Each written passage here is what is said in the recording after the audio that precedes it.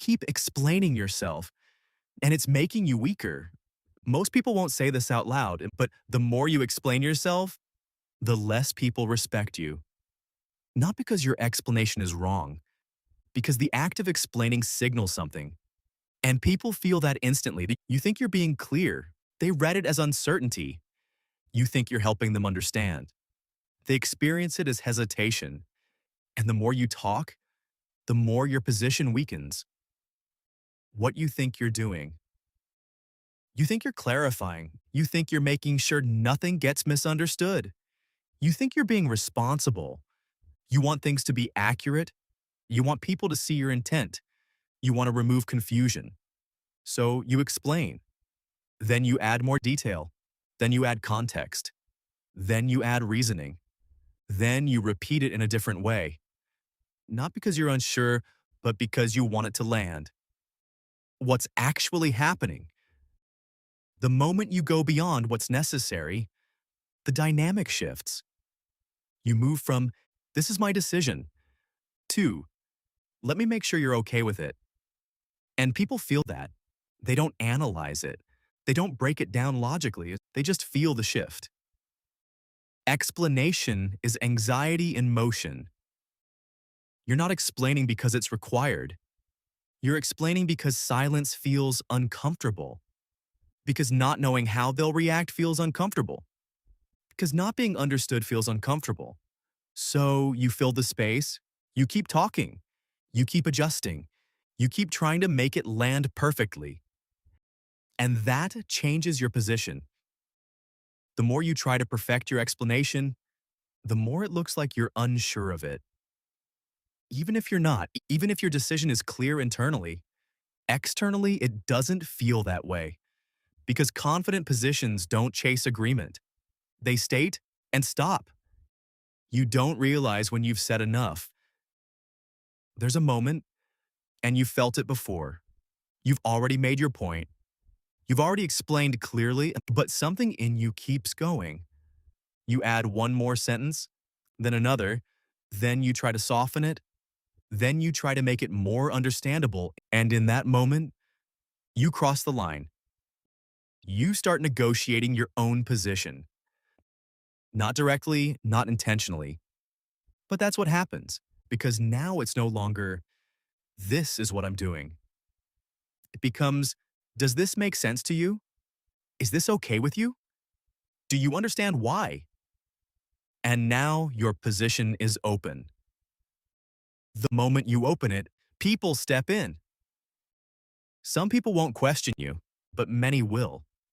Not because they're trying to control you, because you signaled that it's open for discussion. So they respond, they push, they ask more, they challenge, they insert their perspective. And now you're explaining again. This is how you train people to question you. It doesn't happen once. It happens repeatedly. You explain, they respond, you adjust, they push, you explain again. Over time, they learn something. Your decisions are flexible, your boundaries are negotiable, your clarity is adjustable. And you don't see it happening. Because it feels like communication. It feels like being open. It feels like being understanding. But underneath that, you're slowly giving up authority. Stop for a second. Let's make this simple. If you keep explaining yourself and people still question you, it's not because you haven't explained it well enough. It's because the act of explaining changed how they see you. You think more words create more clarity. But that's not how perception works. More words don't always equal more confidence. Sometimes they signal the opposite because certainty is simple. It doesn't need layers. It doesn't need reinforcement. It doesn't need repetition. Silence has weight. People who don't over-explain say less, but it lands more because there's no chasing, no adjustment, no softening, just clarity. And that creates presence.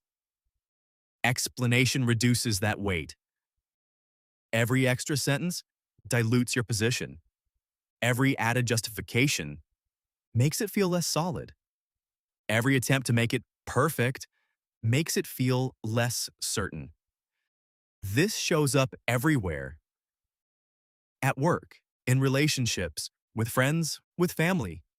You say no, then you explain why, then you explain again, then you soften it, then you check if it's okay. And now it's not a boundary anymore, it's a discussion. You're not wrong, you're just over explaining. That's the frustrating part. You're not incorrect. Your reasoning makes sense, your decision is valid, but the delivery weakens it.